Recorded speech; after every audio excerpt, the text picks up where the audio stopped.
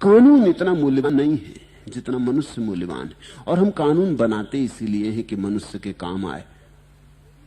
मनुष्य कानून के काम आने के लिए नहीं। इसलिए जब जरूरत हो कानून बदला जा सकता है। जब मनुष्य के हित में हो ठीक है, जब अहित में हो जाए तो तोड़ा जा सकता है। जो जो मनुष्य के अहित में हो जाए तोड़ देना है। कोई कानून शाश्वत नहीं है, सब कानून उपयोग के लिए है। और छठवीं बात, गौतम बुद्ध नियमवादी नहीं है, बोधवादी है। अगर बुद्ध से पूछो क्या अच्छा है क्या बुरा है, तो बुद्ध उत्तर नहीं देते। बुद्ध ये नहीं कहते कि ये काम बुरा है और ये काम अच्छा है। बुद्ध कहते हैं जो बोधपूर्वक किया जाए वो अच्छा, जो बोधहीनता से किया जाए बुरा। इस फर्क को ख्याल में लेना। बुद्ध ये नहीं कहते कि हर काम हर स्थिति में भला हो सकता है, या कोई काम हर स्थिति में बुरा हो सकता है। कभी कोई बात पुण्य हो सकती है और कभी कोई बात पाप हो सकती, वही बात पाप हो सकती, भिन्न परिस्थिति में वही बात पाप हो सकती। इसलिए पाप और पुण्य कर्मों के ऊपर लगे हुए लेबल नहीं है। अभी जो तुमने किया पुण्य और सांझ को दोहराओ तो शायद पाप हो जाए, भिन्न परिस्थिति। तो फिर हमारे पास शाश्वत आधार क्या होगा निर्णय का? बुद्ध ने एक नया आधार दिया।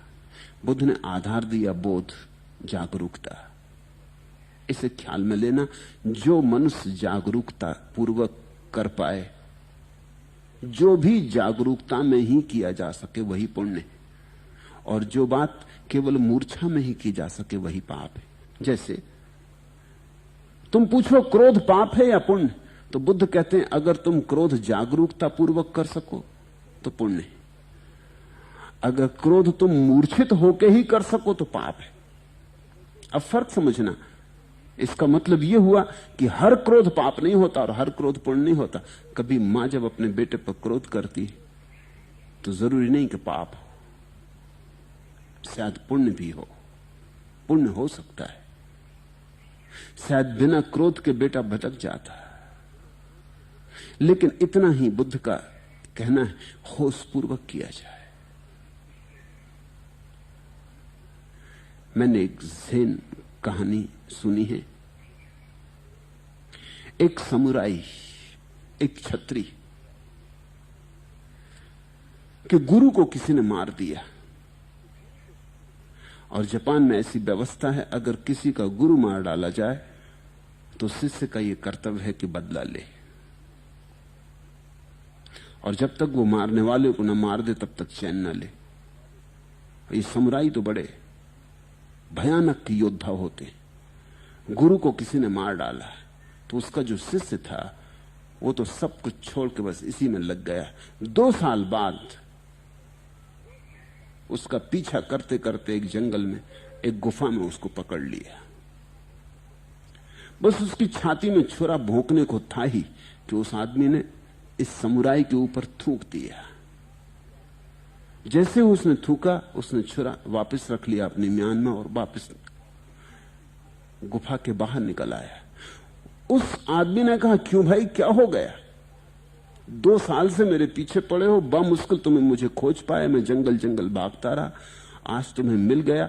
आज क्या बात हो गई कि छुरा निकाला हुआ वापस रख लिया?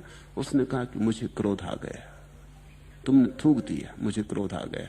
मेरे गुरु का उपदेश था, मारो भी अगर किसी को तो मूर्छा में मत मारना। तो मारने में भी कोई पाप नहीं है, लेकिन तुमने जो थूक दिया, 2 साल तक मैंने होश रखा। ये तो सिर्फ एक व्यवस्था की बात थी कि गुरु को मेरे तुमने मारा तो मैं तुम्हें मार रहा था, मेरा इसमें कुछ वैयक्तिक लेना देना नहीं था। लेकिन तुमने थूक क्या दिया, मुझे मैं भूल ही गया गुरु को, और मेरे मन में भाव उठा कि मार डालूं इस आदमी को। इसने मेरे ऊपर थूका, मैं बीच में आ गया, मूर्छा आ गई, अहंकार बीच में आ गया, मूर्छा आ गई। इसलिए अब जाता हूं, अब फिर जब ये मूर्छा खट जाएगी तब सोचूंगा। लेकिन मूर्छा में कुछ किया नहीं जा सकता। बुद्ध ने कहा है, जो तुम मूर्छा में करो वही पाप, जो तुम जागरूकता में करो वही पुण्य।